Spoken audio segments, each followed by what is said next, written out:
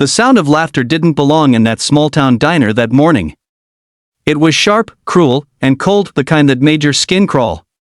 The usual hum of clinking coffee cups and soft conversation was replaced by jeering voices and the scrape of boots on tiled floor. In the corner booth, 3 men with greasy smiles and mean eyes leaned back, tossing crumpled napkins at the young waitress as she passed. "Hey, serve us, Btch," one of them barked, his voice echoing off the chrome counter. The girl froze mid-step, her hands trembling, the tray she held rattling softly. "If you believe in kindness, courage, and second chances, take a moment to like, comment, share, and subscribe to Kindness Journal, because stories like this remind us that even in the darkest corners, light still finds a way to shine through." Her name was Nora Halley, 23, a single mother trying to rebuild her life in the dusty outskirts of Montana. The diner, Sonny's Eatery, had once been the heart of town. Now it was barely holding together, much like Nora herself. Her shift had started at 6 that morning, the sun just peeking over the horizon, painting the sky in golden streaks that didn't quite reach inside. Her little boy, Owen, was at home with the neighbor, waiting for his mom to bring back a chocolate donut, their tiny morning ritual. But right now, the only thing on her mind was keeping calm. The men were not locals. You could tell by the way they dressed: city-brand leather jackets, cheap sunglasses, and the smell of whiskey that didn't belong before noon. They had come in loud, ordering coffee, eggs, and trouble. Nora tried to serve them politely, even smiled, but the smiles only fueled their mockery. "You spill another drop on me, sweetheart," one said, leaning close enough that she could smell the alcohol on his breath, "and I'll make you lick it off the floor." Her throat tightened. The other customers avoided looking, some out of fear, others out of the shame of watching and doing nothing. The cook, Old Joe, peeked through the kitchen hatch, his hands trembling, his eyes darting between Nora and the men. He'd seen enough fights in his lifetime to know when one was coming, but Nora didn't raise her voice. She never did. Life had already taught her what fighting back could cost. She'd been married once, to a man who looked charming at first and turned cruel later. It took her 2 years and 1 emergency hospital visit to walk away. Now, every time someone shouted, every time a man's voice got that tone, her body remembered.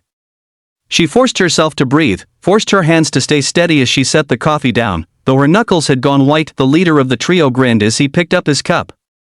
"There we go," he sneered, taking a loud slurp, "maybe you're not so useless after all." Then, with a flick of his wrist, he spilled the rest across the table. "Oops," he said, "clean that up, sweetheart." The room fell silent. Nora stood frozen for a heartbeat. Then, swallowing hard, she reached for a rag, her eyes burning with humiliation. She bent down, trying to wipe the mess, but the man pushed his plate forward, knocking it toward her. "Faster," he taunted. That's when the bell over the diner door jingled. It was almost poetic, the way the sunlight hit the chrome edges of the booths, the way the air seemed to pause for just a second. The sound of heavy boots followed. 4 men walked in, broad-shouldered, leather jackets, the emblem of a winged skull stitched across the back. Their bikes still rumbled faintly outside, engines cooling in the afternoon heat. They didn't come in laughing or shouting. They came in with quiet presence, the kind that filled the whole room without saying a word. The first man took off his sunglasses.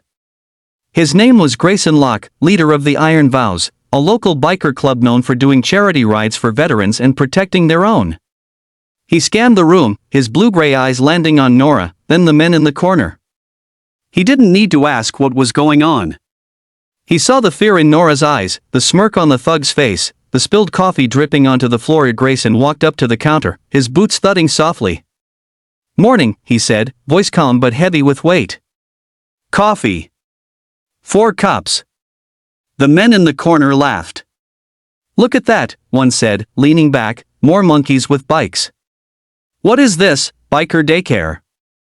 Grayson didn't turn his head. He didn't even flinch. But his brothers did, 3 men who looked like they'd seen their share of storms. One of them, a tall Native American man named Hawk, set his gloves down slowly on the counter. Another, a burly redhead with tattoos snaking up his arms, cracked his knuckles quietly. Nora glanced up, meeting Grayson's gaze for a brief moment. Something in his eyes, steady, protective, made her chest tighten. For the first time that morning, she felt something that wasn't fear. The thugs kept at it, tossing insults like knives. "Hey sweetheart," one said loudly to Nora, "why don't you serve the real men first?" The words hung in the air like poison. The cook had disappeared into the back, even the radio had gone silent. Grayson turned then, slowly, his voice quiet but sharp enough to cut glass. "You done?" The laughter faltered. The leader of the trio sneered, but it wavered slightly. "Who the hell do you think you are?" Grayson walked closer, his boots echoing against the floor. "Just a man trying to have his coffee," he said, "and watching you treat a woman like trash." His tone stayed even, but it had a low rumble beneath it, like distant thunder. The thug stood up, puffing his chest. "You got a problem?" Hawk stepped forward, calm as a mountain. "Yeah," he said simply, "he does. We all do." What happened next wasn't loud or chaotic. It was controlled, decisive. When the thug reached out, trying to shove Grayson, the biker caught his wrist midair, twisted gently but firmly, and set him back against the booth without throwing a single punch. The other two men froze. "Sit down," Grayson said quietly. "You can finish your meal. Or you can finish it outside. Your choice."